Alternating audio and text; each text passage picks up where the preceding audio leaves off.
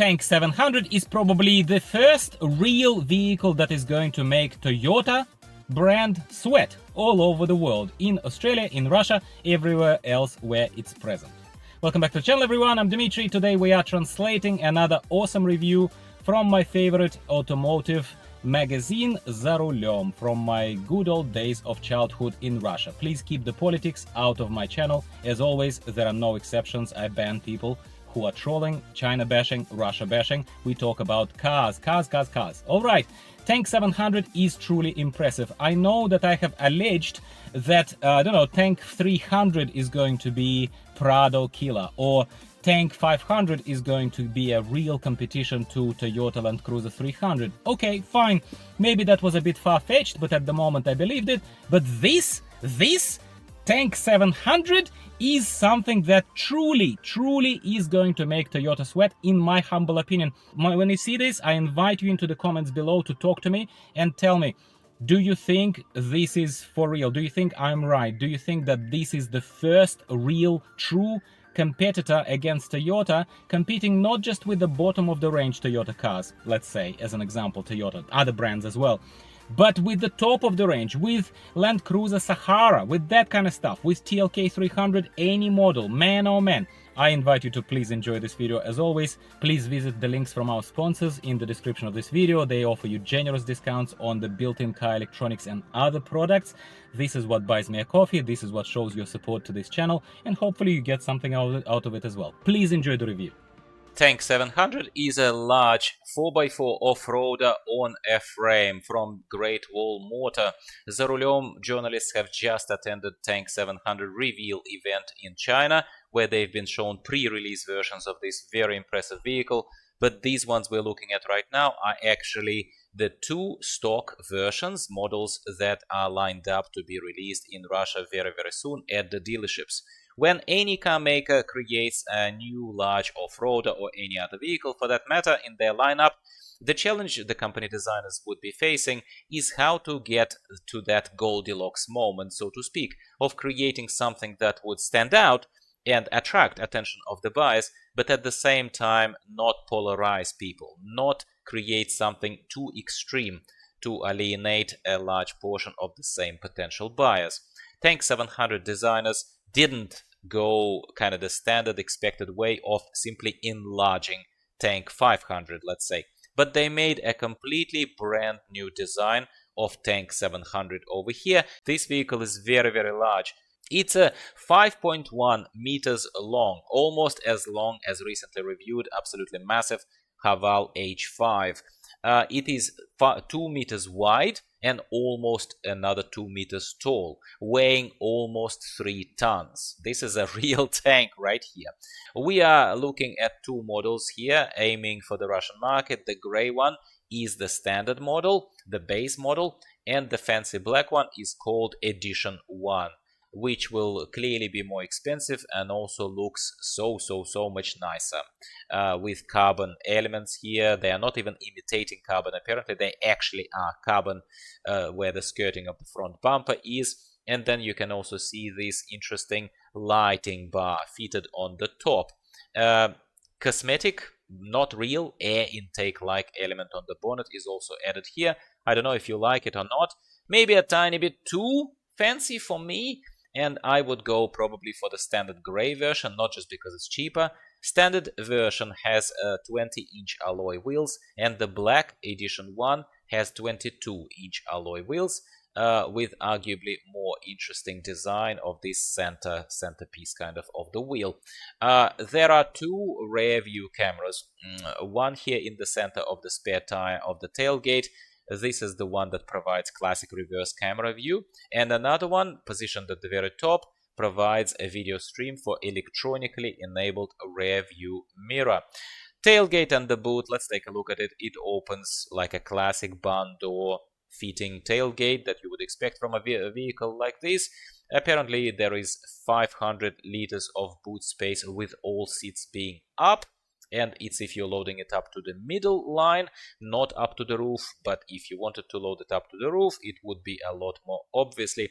Rear row of seats can be folded using buttons, looks like similar to what we can do in Tank 500, and when folded, this volume of loading space increases to a massive 1,700 liters. Amazing feature that I think is here is one extra button added that controls pneumatic suspension, that allows you to lower or raise the vehicle off the ground, which could be very, very handy to like lower it for loading up a lot of heavy stuff. I think it's really, really awesome and very thoughtful. Underfloor space in the boot of the standard edition is relatively small, but can be handy to put some little bobs and your tools and some cables, that kind of stuff. Tank 700 has a 3-liter V6 turbo petrol engine, the same as they have on Tank 500, at least on the Russian market, and it's tuned slightly differently here. It has aluminum cylinder block of the engine, pumping out 350 horsepower, which is apparently the same as the Russian Tank 500 does, but this Tank 700 has a higher value of 560 Newton meters of torque, 60 more than on Tank 500. This engine also has a chain, not a belt, in case that is important for you to know. Both of these Tank 700 models are hybrids, but slightly different from one another. The gray base version is referred here to as soft hybrid, where, as loosely explained by our reviewer here, the engine starter can also be serving as an electric motor, propelling the engine at low revs and speeds, basically just taking that job of moving the vehicle electrically at those low revs and speeds. And edition 1 is a classic charging hybrid with a separate electric motor powering the vehicle and extra battery in the boot that will be shown to us in a minute.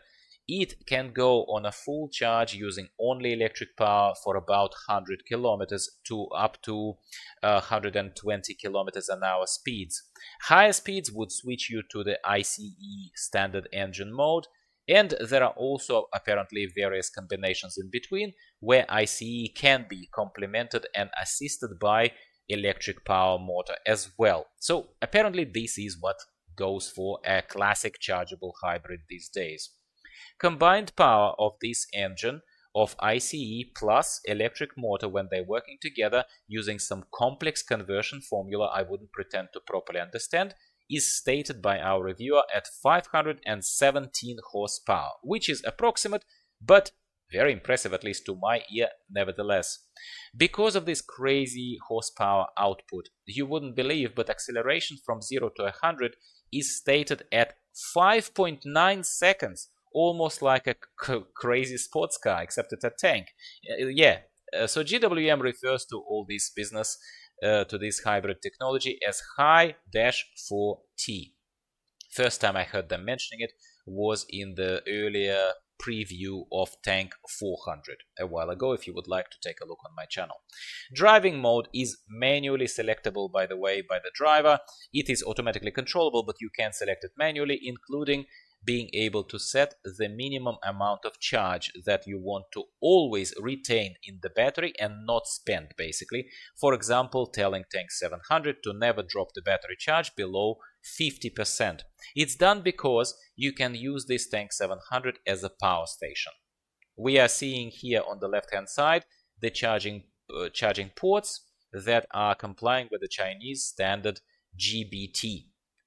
You can see where this is going. You absolutely can charge your Tank 700 using this plug, but also it can be usable to dispense electricity to a variety of your presumably camping gear devices, grill, I don't know, microwave, fridge, you name it. Yeah. Battery volume is stated at 37 kilowatt hour. Full charge takes of this battery 1 hour. On that full charge, this battery can pump out 3.8 kilowatts of energy for 8 hours. We are seeing battery under the boot floor here, but it's the first section of the battery. There are two sections. Another one is under the passenger seat. Both batteries are encased in heavy steel capsules for obvious reasons of preventing disasters, even if a rather heavy road accident happens to this absolute beauty of a vehicle. There obviously is a standard electric plug in the boot as well. If you want to use just a normal electric powered device, such as charging your laptop on holidays or something like that, without going through that more kind of full-on dispensation of energy using the external plug. Both front and rear suspension is already mentioned, as it's pneumatic and electrically adjustable. Lowest clearance apparently is at 195 millimeters, and highest can be, so the car can be lifted up to 325 millimeters, which sounds crazy and awesome as well to my ear, as it turns this vehicle into a very serious rock hopper, practically off-road, and not just some off-road capable little crossover there. Yeah, even without any aftermarket lifting necessary, which is amazing, really. Yes, you might need to fit larger tires for that rock hopping, of course. Interior is offered in multiple color choices. This one is this burgundy. It looks very nice, very fancy, but very nice to my eye. But what about usability and ergonomics? So our reviewer here says that he can make himself comfortable very, very easily. Everything is freely adjustable, as you can imagine. Standard adjustment of the seat available, of the steering column. We are seeing here front and center 2 screens, 12-inch central digital instruments cluster, showing you all sorts of driving information, such as how is your transmission working at any point in time. And the central infotainment is a gigantic screen with the diagonal of over 16 inches. There are physical buttons, which is great for all the most important functions, such as enabling the diff lock separately for the front and rear wheels, and off-road driving modes, such as, for example, that reduced turning circle, where one rear wheel is blocked when you're turning, to reduce that turning circle that we have reviewed and paid more attention to when talking about Tank 500 and Tank 300 vehicles recently. This initial row of keys is supplemented by the additional second row of physical keys that are allowing an expected control of aircon, plus worth mentioning that GWM also went as far as updating the UI design of this central infotainment screen, making sure that all the key information is larger and a lot more visible. Apparently they've been criticized for that in the past, very fairly. They pump a lot of information at you and it's tiny, it's hard to read, but now apparently this larger real estate of the screen is being utilized a lot more smartly. There are 2 vertical keys here, let's call them keys, these big things, controlling driving modes and the lift of the suspension. So you can sort of use the driving modes to switch from off-road into on-road, as well as lift and lower the vehicle accordingly. There are 2 wireless charging panels for smartphones, which looks like they're becoming a lot more common in Haval and GWM vehicles in general, following the pioneers of Cherry in this kind of usability segment, I suppose. It's slightly different and fancier looking gear shifter, massive cooled box in the middle to store stuff, very nice. There we have also a clock here that our reviewer pays attention to. It looks analog, but it actually is a digital thing that you can change the mode of it by swiping, and it changes into the start-stop button display. Can you believe that? That's kind of cool. It's a small thing, but its usability, and it affects general perception of the vehicle and just how much design thought went into it. It's very modern and very, very interesting. Then there is a gimmick of this starry sky effect of projection display on the ceiling. I don't know what it is. Do you need one? Absolutely not. Could it theoretically add to the mood of a romantic camper? Possibly yes. Seats have massage function built into for all the driver, passenger sides and everything. Apparently passenger seats are the most comfortable of all the seats in this vehicle. They are clearly massive. There is a lot of space there at the back. Very, very comfortable. Cushion angle adjusts with a button press, so it's electrically adjustable positioning of the cushions. And there are passenger controllable aircon functions at the back, including a very, very lovely kind of passenger seat elbow rest with fancy built-in screen that allows passengers to control aircon, seat cooling, massage modes, side view curtains retracting and and expanding, star sky modes, charging ports for your phone are hidden there somewhere there, and obviously there are cup holders. Not to forget the brief mention of very large, very heavy and lovely looking solid handles on the doors that would help anyone get in. And I just love the chunkiness of it. I think they need to remind everyone that it's a tank, not something flimsy. Very, very fancy and comfortable at the back. Features we probably expect from an MPV, or basically a van or a people mover vehicles, but not really expect to see on solid 4x4 off-road SUVs, do we? So let's quickly summarize. Tank 700 is one of the best looking, in my humble opinion, largest and heaviest off-road vehicles on the Russian market at the very least.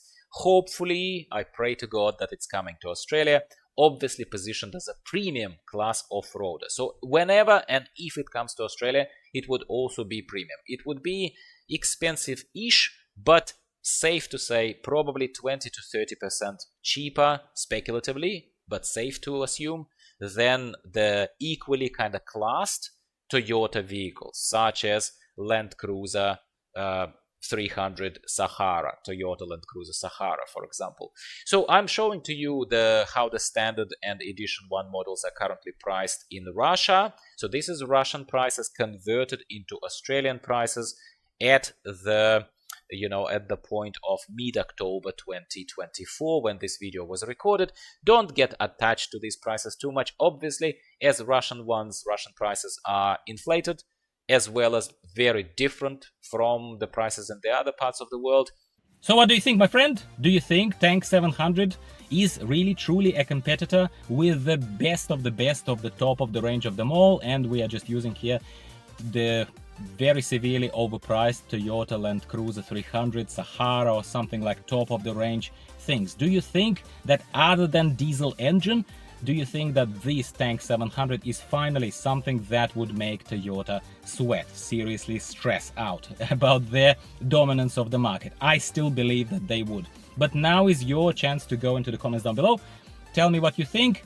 Give the video a like before you leave, hopefully to show me that you enjoyed this one and that you would like more similar videos from me. And don't forget that in the description of the video there are always links from multitude of the sponsors of this channel. Typically car electronics, typically wireless Android Auto, wireless Carplay, dash cam, that kind of stuff. But there are discounts for you and there is a coffee in it for me. Thanks for watching again. I'll talk to you next time.